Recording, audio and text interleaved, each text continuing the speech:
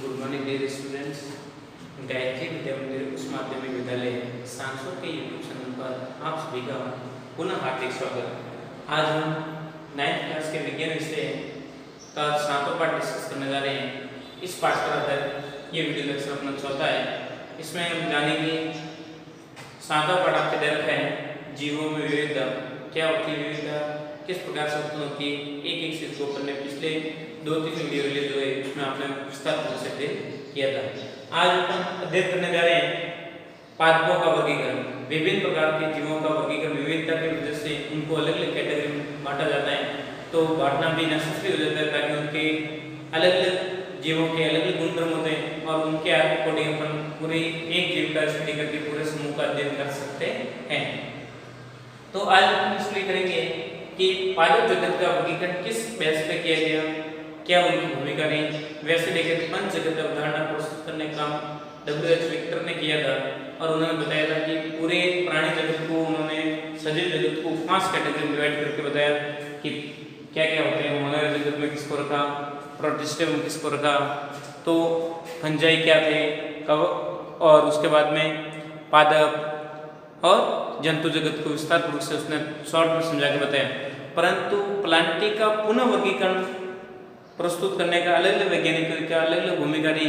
उन्होंने बताया कि पादप जगत को एक प्लांटी के अंतर्गत नहीं रख के सफिशिएंट नहीं है, क्योंकि पादप में कई प्रकार की विभिन्नता पाई जाती है, उनका भी अध्ययन नेसेसरी हो जाता है और उनको वर्गीकरण करने के लिए अलग अलग प्रकार के आधार बताए। उसके अकॉर्डिंग पादप जगत को अलग अलग कैटेगरी में डिवाइडेड कर दिया गया। तो आप जानते हो कि पादप जगत का प्रथम स्तर का वर्गीकरण प्रस्तुत करने का प्रोसेस ये रहा कि पादप शरीर पूर्ण रूप से पूर्ण मुख्य प्रमुख घटक उनमें पूर्ण रूप से विकसित है या नहीं, या विभेदित है या नहीं। पादप जड़, तना, पत्ती, फूल आदि शाखा में विभेदित है या नहीं, तो उसके आधार पर भी पादपों का वर्गीकरण किया। दूसरा, मान लो जड़, तना, पत्ती, फूल आदि में विभेदित है परंतु उसमें सवन उत्तक उपस्थित है या नहीं। सवन उत्तक क्या होते हैं उसके बारे में आपने डिस्कस 6ठे पाठ में विस्तार पूर्वक से किया था कि पादप में जटिल उत्तक में स्थायी उत्तक को विस्तार पूर्वक से आपने समझा था। ये क्या होते हैं, सवन उत्तक के अंतर्गत पादप अपना भोजन तथा जड़ का आदान प्रदान करने के लिए विशेष प्रकार का एक सिस्टम पाया जाता है, उन्हें सवन उत्तक के नाम से जाना जाते हैं। और सवन उत्तक में 2 उत्तक थे, एक तो एक जाइलम और एक था फलम उत्तक, तो उसको आपने समझने का भी कार्य किया था। तो द्वितीय स्तर में देखो कि पादपों में सवन उत्तक उपस्थित है या नहीं, इसके आधार पर भी वर्गीकरण किया जा सकता है। तीसरा वर्गीकरण का आधार है कि जो पादप होता है वो बीज धारण करने की क्षमता रखता है या नहीं। रखता है तो अलग कैटेगरी का, नहीं रखता तो उसको अलग कैटेगरी में डाल दो। फिर चतुर्थ स्तर का वर्गीकरण का प्रोसेस ये रहा कि बीज फल के अंदर विकसित होता है या बाहर, तो इसके आधार पर भी वर्गीकरण किया जा सकता है। और पंचम स्तर का देखें आगे, और तो मतलब बीज एक बीजपत्री या द्विबीजपत्री, बीज के 2 पार्टीशन हो रहे हैं, एक पार्ट हो रहा है, तो उसके आधार पर वर्गीकरण किया जाता है। तो इस प्रकार से अपन देखते हैं प्लांटी जगत का वर्गीकरण अलग अलग स्तरों में किया गया और अलग अलग कैटेगरी में कौन से पौधे रखे हैं उनको अपन एक एक को विस्तार रूप से अध्ययन करेंगे। देखिए पहले मैं यहाँ पे रिप्रेजेंट कर रहा हूँ पादप जगत का वर्गीकरण को, और फिर बाद में कौन से वर्ग में कौन से पौधे आते हैं उसको एक विस्तार रूप से एक को स्टडी अपन करेंगे। देखिए मैटर को मैं आगे बढ़ा रहा हूँ, इसको रब कर रहा हूँ। देखिए ये लैंग्वेजिकल मैटर था आपके सामने, तो इसका आप स्क्रीनशॉट ले सकते हो, फिर मैटर को आगे बढ़िए। देखिए आप जानते हो पादप जगत को वर्गीकरण का प्रोसेस आप देखते हो, तो पादप जगत क्या है, पादप शरीर मान लो जड़, तना, पत्ती आदि में विभेदित है तो उसको अलग कैटेगरी में रखा, और विभेदित नहीं होता है उसको अलग कैटेगरी में रखा। पादप शरीर बिना विभेदित होते हैं उसको उसके अंतर्गत आने वाला वर्ग कौन सा, थैलोफाइटा। कौन सा, थैलोफाइटा। ये पूरा अलग डिपार्टमेंट है जो पादप जगत का एक प्रकार क्या कहलाएगा, पादप जगत में रखा गया है, परंतु वैसे देखा जाए एक प्रकार क्या होता है, सेवल जैसा होता है। सेवल जैसे 7 जीव इसके अंतर्गत आपके आ जाते हैं। और शरीर विभिन्न जड़, तना, पत्ती युक्त में मान लो अलग अलग पार्टीशन में डिवाइडेड है, तो उनको भी वापस आगे देखते हैं। तो एक में सवन उत्तक उपस्थित और एक में अनुपस्थित, तो जिनमें अनुपस्थित होते हैं उनको तो रखा ब्रायोफाइटा के अंतर्गत। किसमें, ब्रायोफाइटा, इसमें सवन उत्तक नहीं पाए जाते हैं। मार्केंसिया, कई प्रकार के ऐसे रिक्सिया, तो उनमें सवन उत्तक क्या होते हैं। जबकि सवन उत्तक युक्त पादप जगत है उसको वापस पुनः दो कैटेगरी में बांट देते हैं। एक तो बीज रहित और एक बीज युक्त। इसमें बीज नहीं बनते उनको बोलते हैं क्रिप्टोगैम्स। आपसे क्रिप्टोगैम क्या है तो आप क्या बताओगे, ऐसे पादप जगत के अंतर्गत पादप आते हैं जिनमें बीजों का निर्माण नहीं होता, उनको बोलते हैं क्रिप्टोगैम्स। तो उसके अंतर्गत आता है आपके टेरेडोफाइटा। क्या है टेरेडोफाइटा, खंड साइटस वाइटस कई पौधे उसके अंतर्गत आपके आते हैं। दूसरा बीज युक्त पादप होते हैं उसको बोलते हैं फेनेरोगैम। फेनेरोगैम ऐसे पादप जगत में पौधे होते हैं जिनमें बीजों का निर्माण होता है।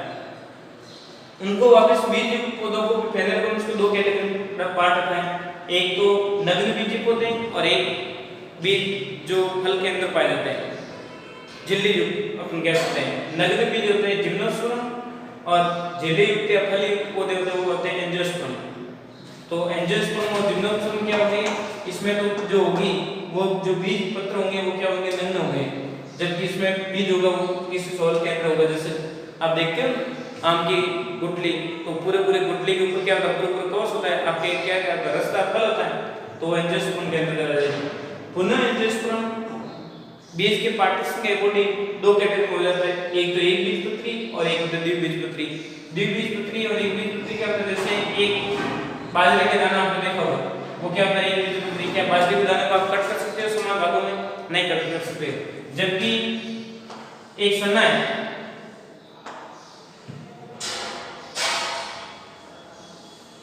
सन्ने के ऊपर ऐसी कवच पाई जाती है, परंतु इसको आप तोड़ोगे तो ये क्या होगा, दो समान पार्टीशन टूटता है। कहते हैं ना सने की दाल के दो समान पार्ट बनते हैं, तो उसको बोलते हैं द्विबीजपत्री। और बाजरे का दाना वो क्या है, एक बीजपत्री।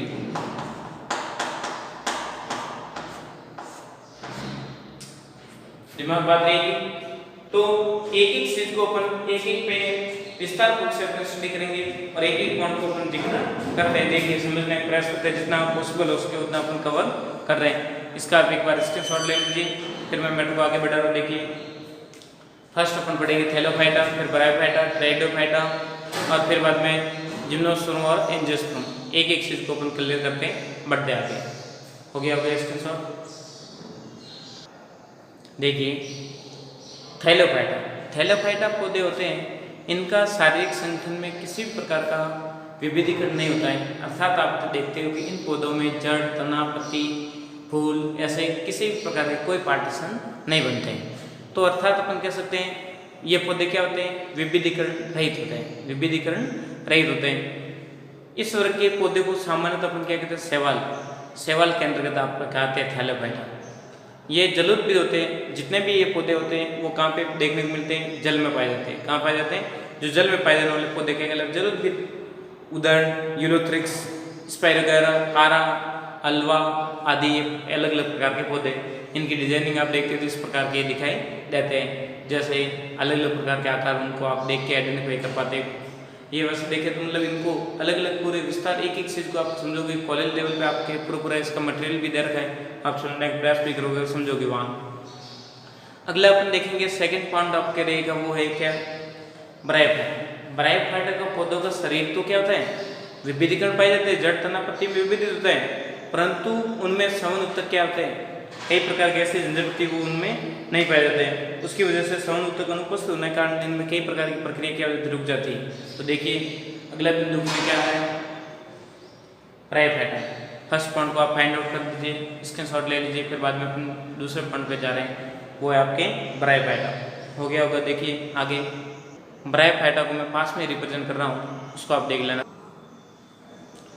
ब्रायोफाइटा ये उभयचर पादप होते हैं, जल तथा देखते मरुस्थल दोनों स्थान पे ये पौधे पाए जाते हैं। स्थलीय भाग पर तथा जल में दोनों स्थान पे देखने को मिलते हैं। इनके शरीर में विविधीकरण युक्त होता है। शरीर में जड़, तना, पत्ती, शाखा आदि अलग अलग पार्ट्स में क्या होता है, डिवाइडेड होता है। परंतु इन पौधों में सवन उत्तक क्या होते हैं, अनुपस्थित हैं। जाइलम तथा फ्लोम जो पदार्थों को आदान प्रदान करने में सहायक होते हैं वो क्या होते हैं, अनुपस्थित होते हैं। तो इस प्रकार से इनके एग्जाम्पल देखें तो मार्केंसिया, रिक्सिया, ये इनके क्या हो जाएंगे एग्जाम्पल, और इस प्रकार के इनके क्या होते हैं डायग्रामिकल अपन रिप्रेजेंटेशन कर सकते हैं। तो इस प्रकार से आपने दो कैटेगरी को आपने आज स्टडी किया, एक तो था थैलोफाइटा और एक है ब्रायोफाइटा। अगला बिंदु आपके सामने आया है टेरिडोफाइटा, उसको आज देखने जा रहे हो। देखिए इन दोनों को मैं पहले हटा रहा हूँ, फिर अपन तीसरे पॉइंट पर जा रहे हैं टेरिडोफाइटा क्या होता है, फिर जिम्नोस्पर्म और एंजियोस्पर्म को स्टडी भी करेंगे। हो गया, आप स्क्रीनशॉट ले लीजिए, पूरे सेव कर लीजिए, फिर आगे देखते हैं। देखिए आगे अपन देखते हैं, तीसरा आपका पॉइंट आ रहा है टेरिडोफाइटा। टेरिडोफाइटा क्या होते हैं, उनकी क्या विशेषता होती है, उसको अपन डिस्कस कर रहे हैं। हम जानते हैं कि इनका शरीर विविधीकरण युक्त होता है, इनका शरीर होता है वो जड़, तना, पत्ती, फूल, शाखा आदि में क्या होता है डिवाइड होता है। समानुत्तक भी उपस्थित होते हैं, परंतु इनमें बीज नहीं बनता है, बीज का प्रोसेस नहीं बनेगा, क्योंकि इसमें लैंगिक जनन नहीं होता है, लैंगिक जनन अनुपस्थित रहता है। अधिकतर पादप होते हैं वो जलोदभिद होते हैं। दो उदाहरण इसके दे रखे हैं, मार्सेलिया तथा फरन, जैसे पत्ती टाइप की इनकी क्या होती है ब्रांचिंग देखने को मिलती है। थैलोफाइटा व ब्रायोफाइटा और टेरिडोफाइटा तीनों में नग्न भ्रूण पाया जाता है, बीज बनेगा भी नहीं, और इनमें जो भ्रूण का प्रोसेस बनता है वो कैसा होता है नग्न बीज के रूप में देखने को मिलता है। अब आपके सामने दो वर्ड आपके सामने और रिप्रेजेंट हो रहे हैं, एक तो क्रिप्टोगैम्स और एक फेनेरोगैम्स। पादप में एक अंतर बताइए, तो आप क्या कहोगे, क्रिप्टोगैम्स ऐसे पौधे होते हैं जिनमें बीज होता है, बीज का निर्माण नहीं होता है, अर्थात अपन कह सकते हैं ऐसे पौधे जिनमें बीज का निर्माण नहीं होता है उन्हें क्रिप्टोगैम्स कहते हैं। जिनमें पूर्ण रूप से विकसित बीज का निर्माण होता है उसको अपन बोलते हैं फेनेरोगैम्स। तो आपको परिभाषा को से क्रिप्टोगैम्स और फेनेरोगैम्स क्या होते हैं, तो आपके दिमाग बात रहेगी, क्या बोला है कि ऐसे पौधे जिनमें बीजों का निर्माण नहीं होता है उन्हें क्रिप्टोगैम्स कहते हैं, अर्थात जननांग अप्रत्यक्ष होते हैं, इनमें बीज उत्पन्न करने की क्षमता नहीं होती, उन्हें क्रिप्टोगैम्स कहते हैं। जितने भी होते हैं जो आपने पीछे वाले तीन देखे आपने, थैलोफाइटा, ब्रायोफाइटा, टेरिडोफाइटा, इन तीनों में लैंगिक जनन का प्रोसेस नहीं होता है, लैंगिक जननांग अप्रत्यक्ष होते हैं, तथा इनमें जो भ्रूण का निर्माण होता भी नहीं है, होता है तो भी उसमें बीज बनेगा वो बीज रहित होते हैं, पौधे क्या होते हैं बीज रहित होते हैं। जबकि फेनेरोगैम्स पादप में जननांग प्रत्यक्ष रूप से पाए जाते हैं तथा इसमें बीजों का निर्माण होता है। दिमाग बात रहेगी। आगे अपन पढ़ने जा रहे हैं, वो अपन पढ़ेंगे क्या कि बीज का निर्माण होता है, उसके साथ में बीज को निर्माण करने के लिए बीज में कई प्रकार का भ्रूण कोष पाया जाता है, जो बीज भ्रूण उसका उपयोग करके धीरे धीरे क्या होता है बीजांकुरण के समय क्या होता है सहायक होते हैं। देखते हैं आप, दो तीन लाइनों में रिप्रेजेंट कर रहा हूँ, फिर आगे अपन देखते हैं।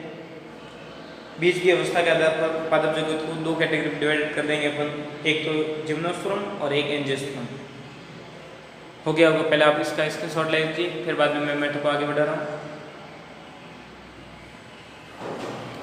देखिए क्रिप्टोगैम्स बीज रहित पादप जिनमें जननांग होते हैं वो अप्रत्यक्ष होते हैं, जबकि फेनेरोगैम्स पौधे होते हैं बीज युक्त होते हैं और उनमें जननांग पूर्ण विकसित तथा प्रत्यक्ष रूप से उपस्थित होते हैं।